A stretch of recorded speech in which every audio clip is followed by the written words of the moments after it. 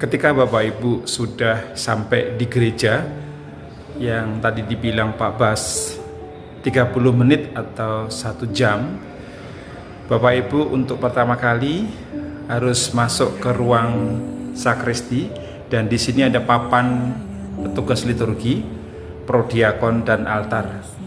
Silakan Bapak Ibu mencatatkan sesuai dengan posisi yang di dalam gereja ini ada 1A, 1B. Ini posisinya ada di sebelah kiri panti imam.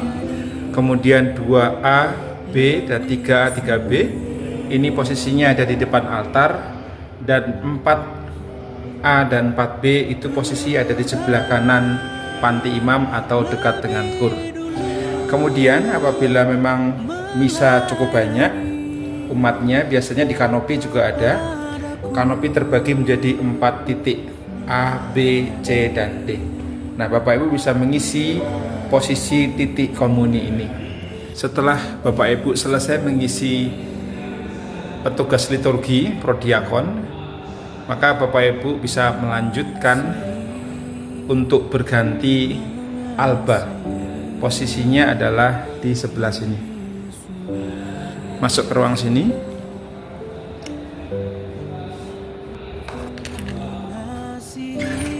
Nah, ini posisi untuk ganti alba itu ada di sini. Nah, ini adalah ruangan untuk ganti alba, prodiakon dan juga PPA. Nah, di sini sudah disediakan oleh gereja untuk alba. Namun demikian tidak menutup kemungkinan Bapak Ibu untuk bisa membawa sendiri alba yang Bapak Ibu sudah punya, terutama untuk prodiakon, prodiakones yang lanjut di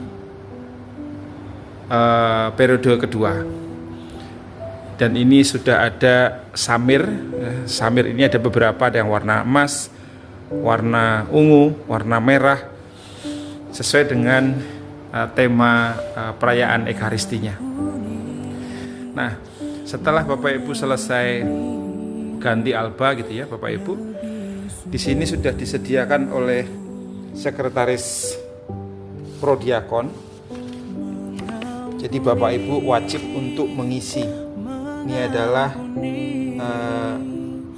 jadwal ya, Bapak Ibu, pelayanan prodiakon prodiakones pada hari tertentu. Nah, di sini ada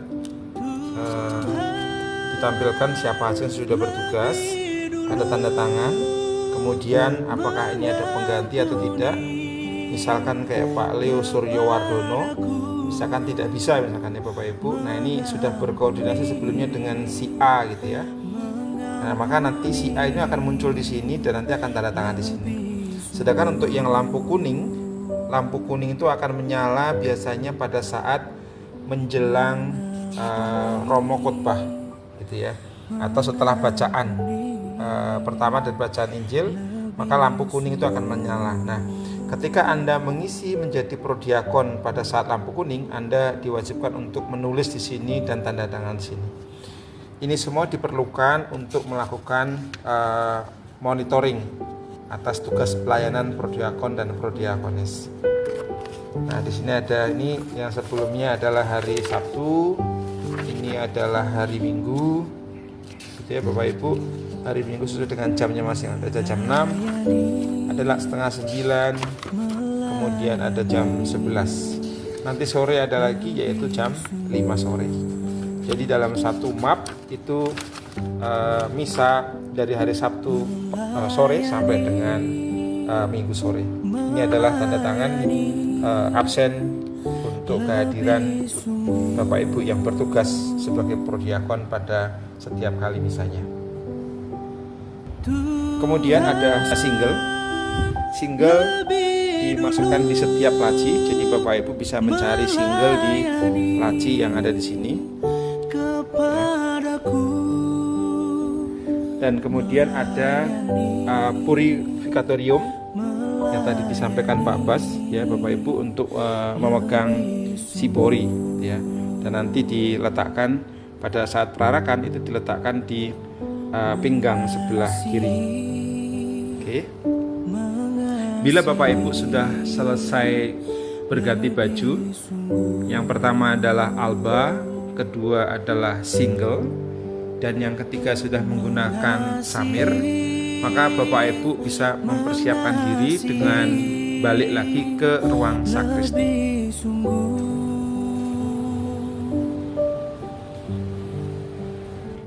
Nah, ini adalah ruang sakristi. Nah, di ruang sakristi ini Bapak Ibu harus menjaga ketenangan karena ini adalah tempat untuk persiapan misa. Tempat yang dikhususkan untuk persiapan pastor, mempersiapkan doa dan mempersiapkan jubah beliau dari sini.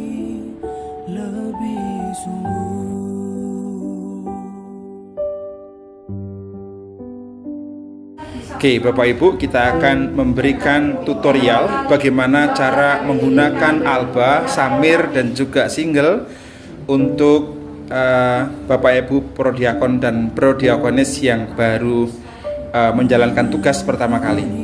Untuk pertama kali, Pak Rianto ini akan menggunakan alba terlebih dahulu. Silakan Pak Rianto untuk menggunakan alba. Nah, alba ini tentunya Bapak Ibu bisa menyesuaikan dengan tinggi badan Bapak Ibu, karena gereja menyediakan beberapa alba, namun tentunya belum tentu sama dengan tinggi Bapak Ibu. Nah, Bapak Ibu pada saat datang bisa langsung memilih sesuai dengan tinggi badan Bapak Ibu. Nah, ini Pak Rianto sudah mengenakan albanya. Satu catatan yang mungkin bisa diperhatikan Bapak Ibu, ketika Bapak Ibu menggunakan pakaian, terutama bapak-bapak, itu bisa menggunakan kaos dalam yang sampai dengan lengan ya. Jadi baju batiknya itu bisa dilepas, kemudian bisa dihanger, ditaruh di hanger, atau kalau memang tidak merasa panas, baju batiknya tetap bisa dipakai. Namun kalau untuk singlet tidak diperkenankan, jadi harus tetap di dalamnya adalah berupa kaos dalam. Nah, kemudian setelah selesai menggunakan alba, kemudian bisa dilanjutkan menggunakan single.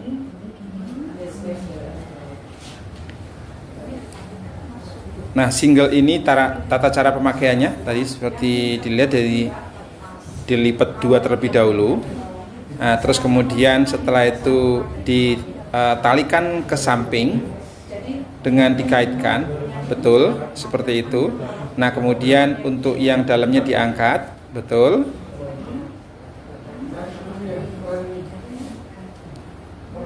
Oke, sehingga masih ada sisa tali, itu dipastikan ditaruh di sebelah kanan dan kiri. Pastikan bahwa untuk tali yang ada ekornya itu berada di kanan dan di kiri, dan itu panjangnya sama. Kemudian langkah selanjutnya itu adalah mengenakan samir. Ya. Ini adalah namanya samir, samirnya emas. Nah, Bapak Ibu, warna samir emas ini disesuaikan dengan tata perayaan Ekaristi. Jadi ini sudah agak dinaikin ke atas, Pak. Oke, ya cukup. Nah, kemudian langkah terakhir itu adalah menggunakan purifikatorium. Nah, itu tanda salibnya harus berada di depan dan ditaruh di sebelah kiri pinggang. Betul. Ya. Nah, sampai di sini proses mengenakan baju alba, samir, dan single, dan juga purifikatorium itu sudah selesai. Dan Bapak Ibu prodiakon prodiakones bisa langsung menuju ke ruang sakristi. Terima kasih Pak Rianto sudah berkenan menjadi model.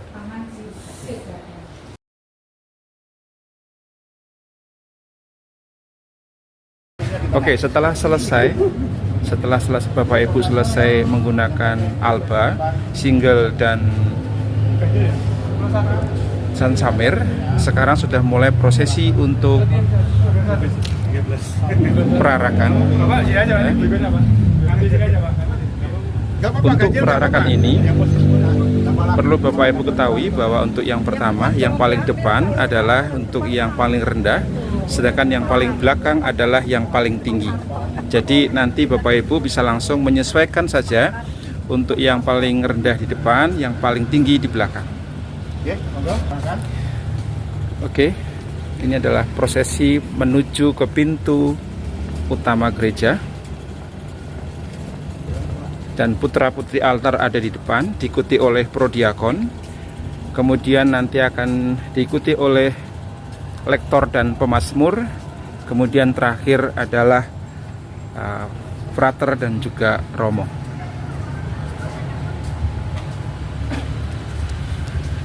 Berjalan dalam keheningan dan tenang.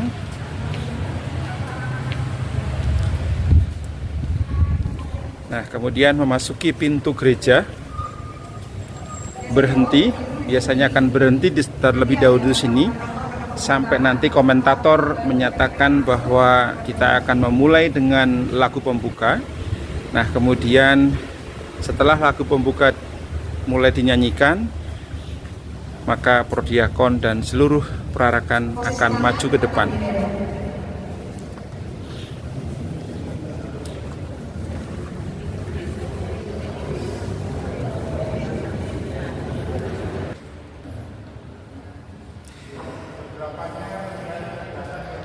Ketika sudah nyampe di depan panti imam, maka prodiakon langsung memisah ke kanan dan ke kiri sesuai dengan posisi yang sudah ditentukan dari awal.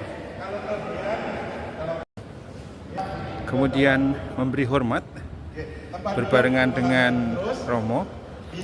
Setelah hormat selesai, maka setiap prodiakon dan prodiakones memasuki tempat duduk prodiakon dengan dimulai dari yang paling rendah terlebih dahulu sampai penuh, kemudian disusul yang kedua. Seperti yang disampaikan Bu Dewi, bahwa prodiakon dituntut untuk memahami tata perayaan Ekaristi karena akan menjadi contoh untuk umat kapan dia akan berdiri dan kapan dia akan duduk. Sampai dengan lagi Bapak atas petunjuk penyelamat kita dan menurut ajaran ilahi. Prodiakon mengikuti proses misa sampai dengan lagu Bapa Kami dinyanyikan. Nah, setelah lagu Bapa Kami dinyanyikan, semua prodiakon dan prodiakones keluar dari tempat duduk dan membuat formasi seperti ini. Dan Bapak Ibu diharapkan mengikuti sampai dengan lagu Bapa Kami selesai, dan kemudian romo akan melanjutkan dengan doa damai. Perhitungkan dosa kami, tetapi perhatikanlah iman gerejamu, dan berilah kami, Tuhan, dengan kehendak-Mu, Engkau yang hidup dan meraja sepanjang segala masa. Amin. Nah, kemudian setelah doa damai selesai, damai selesai, Bapak Ibu langsung melanjutkan dengan naik ke panti imam dengan formasi seperti ini ya. Jadi harus ada naik di tangga, kemudian tepat di depan altar, baru memisah ke kanan dan ke kiri. Yang di sebelah kanan otomatis tadi sudah kesepakatan dari belakang tentunya. Yang tadi naik ke atas itu adalah yang paling tengah. Setelah naik ke atas, kemudian yang paling tinggi itu berada di dekat dengan romo. Nah, kemudian yang mendapat tugas untuk membuka tabernakel, maka bisa langsung mengambil kunci yang berada di altar sini, dan kemudian membuka tabernakel dengan terlebih dahulu memberi hormat. Nah, kemudian dibuka seperti ini, kemudian prodiakon memberikan sibori yang berisi dengan hosti, diberikan kepada prodiakon yang berada di bawahnya. Kemudian setelah selesai, ditaruh atas korporal. Ya. Tutupnya dibuka. Ya. Tutupnya dibuka, terus kemudian ditaruh di meja kreden. Jadi ini Bapak Ibu namanya meja kreden. Setelah selesai, kemudian Bapak Ibu yang tadi menaruh shibori di atas korporal kembali ke formasi awal.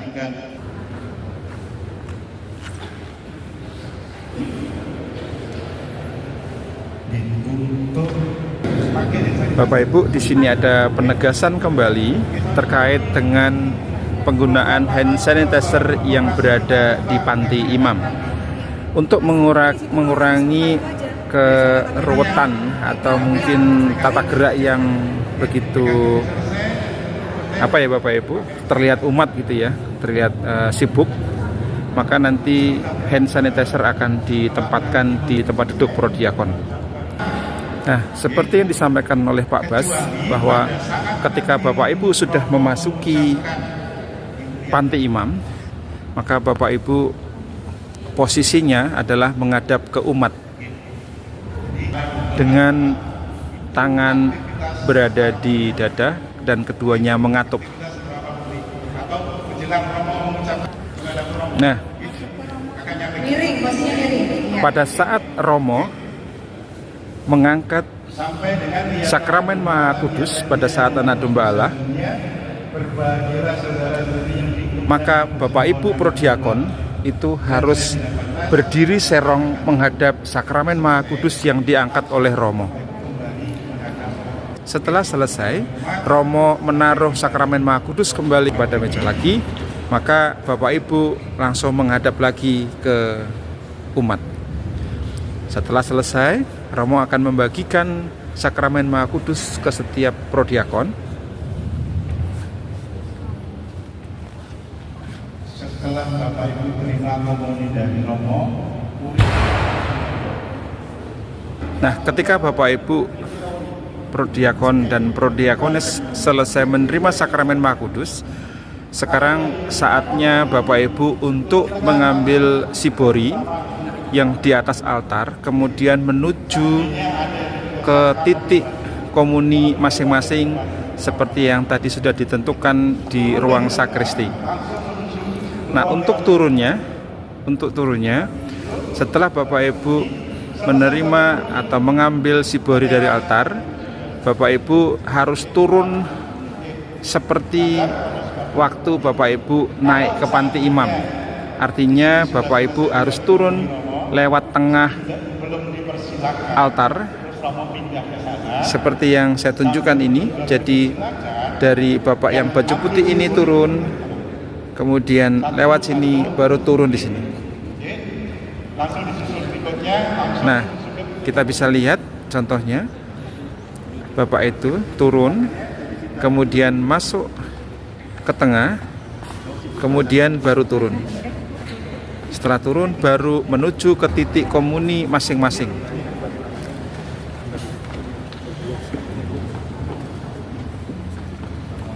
Oke. Ini adalah petugas prodiakones yang berada di titik 1, ya, adanya di sebelah kiri panti imam. Kemudian yang nomor 2 itu adalah di sini Bapak Ibu, ya, nomor 2 itu di depan mimbar untuk membacakan bacaan pertama, bacaan kedua, dan seterusnya. Kemudian yang nomor 3 lokasinya adalah di sini Bapak Ibu, itu berada di depan mimbar untuk komentator. Kemudian untuk yang nomor 4 letaknya ada di depan kur, ya, nomor 4. Terus kemudian untuk yang lain itu nomor 4 berada di belakang kur, sini. Jadi nomor setiap titik komuni ada A dan B. Selebihnya itu berlokasi di kanopi di luar gereja. Ketika sudah selesai membagikan komini, maka semua prodiakon kembali ke sakristi. Kembali lagi ditekankan bahwa setelah prodiakon selesai membagikan komini kepada umat, kembali ke ruang sakristi.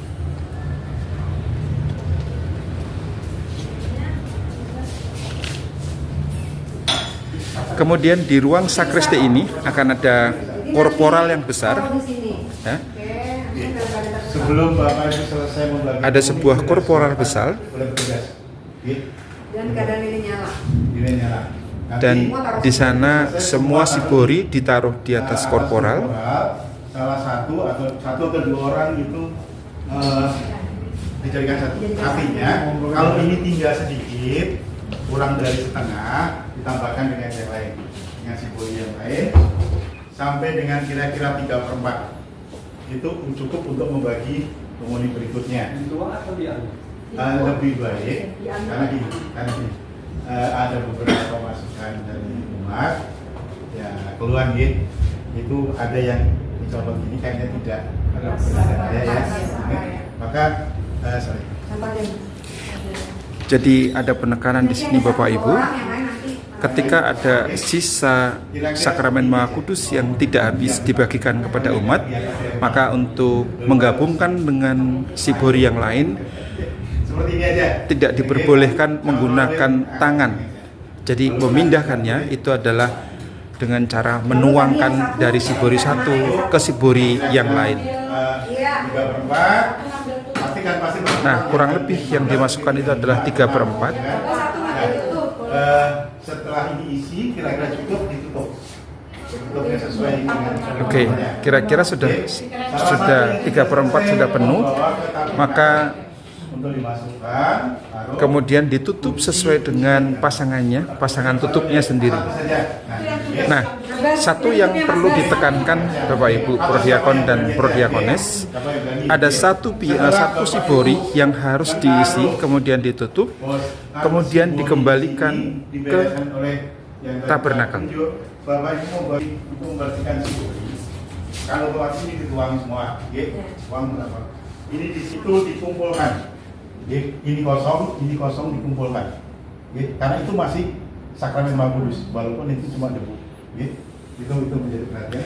Dikumpulkan, dijadikan satu. Pak Bas baru saja menyampaikan bahwa untuk sibori yang sakramen Maha Kudusnya sudah dipindahkan ke sibori yang lain, dan masih ada sisa untuk masih ada sisa serbuk-serbuk sakramen Maha Kudus itu dipindahkan ke satu tempat. Kemudian walaupun itu berupa debu Bapak Ibu, itu dikumpulkan satu-satu, kemudian ditambahkan dengan air suci. Nah, Bapak Ibu prodiakon yang bertugas membersihkan sibori bisa membersihkan dan kemudian meminumnya. Tentu saja air minumnya adalah air suci yang sudah air yang sudah disucikan, maksud saya.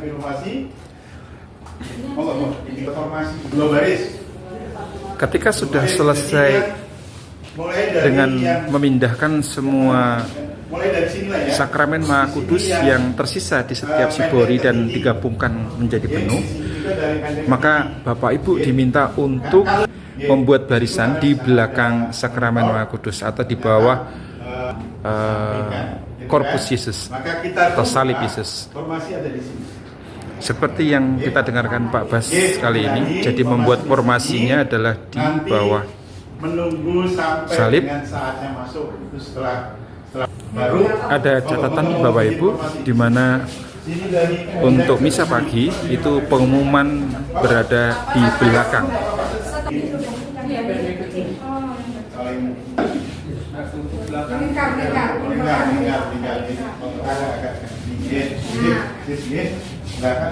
Supaya selama di sini kita masih mengikuti misa dengan monitor, tetapi ini kita masih tetap ini di depan. Alasan kenapa harus berbaris di belakang meja, seperti yang tadi disampaikan Pak Bas, bahwa Nanti ada selama masih menunggu untuk prosesi keluar, kita masih mengikuti misa lewat monitor ini, dan kita memastikan bahwa sakramen Maha Kudus yang belum dikembalikan di tabernakel itu berada di depan kita. Nah, setelah selesai, Bapak Ibu Prodiakon dan Prodiakones keluar untuk mengikuti berkat terakhir dari Romo.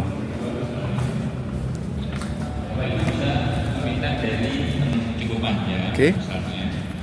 Nah, ini adalah prosesi terakhir saat misa sudah mau selesai dan Romo akan memberikan berkat terakhir, dan setelah berkat terakhir kemudian nanti Romo akan turun di sana dan menunggu sampai dengan lagu penutup dinyanyikan, dan Romo nanti akan memberi hormat atau memberikan aba-aba untuk hormat secara serentak. Nah, kemudian Bapak Ibu, Romo sudah mengajak prodiakon dan prodiakones setara putri altar untuk memberikan hormat terakhir menandai bahwa misa telah selesai. Kemudian putra-putri altar keluar bersama dengan prodiakon dan prodiakones.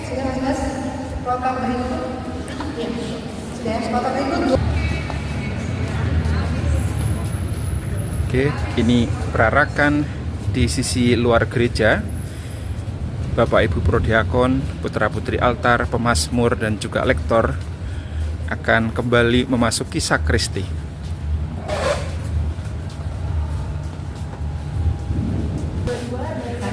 Doanya soal kemuliaan kepada Allah Bapa, Putra dan Roh Kudus. Ketika Romo tidak ikut sampai di ruang sakristi, maka harus ada salah satu prodiakon atau prodiakones yang memimpin pada saat di depan sakristi, di depan salib Yesus. Nah, doanya adalah biasanya hanya dengan mengucapkan kemuliaan kepada Bapa dan Putra dan Roh Kudus, seperti pada permulaan, sekarang, selalu, dan sepanjang segala abad. Dan terakhir dengan Santo Matius penginjil, doakanlah kami. Setelah selesai, Bapak Ibu bisa langsung menuju ke ruang ganti prodiakon. Bapak Ibu bisa melepas alba, single, dan juga samir Bapak Ibu. Punya sendiri, biasanya nanti ditawarkan. Jadi ini adalah albanya, lalu di situ adalah samir. Samir itu sesuai dengan hari. Terus ini adalah singlenya dari.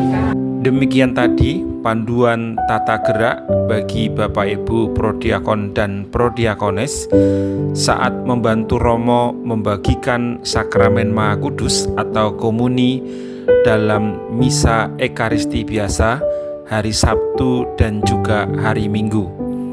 Sekiranya ada hal-hal yang mungkin Bapak Ibu belum jelas, Bapak Ibu dapat bertanya kepada seksi liturgi paroki atau kepada prodiakon senior, dan juga bisa bertanya kepada koordinator prodiakon yang saat ini menjabat. Mari kita melayani Tuhan dengan penuh kerendahan hati, dan semoga pelayanan kita semakin berkenan di hadapan Allah. Tuhan Yesus memberkati. Amin. Tuhan lebih dulu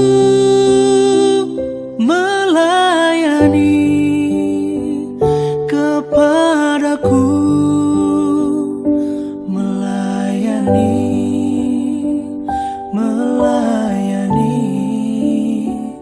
lebih sungguh.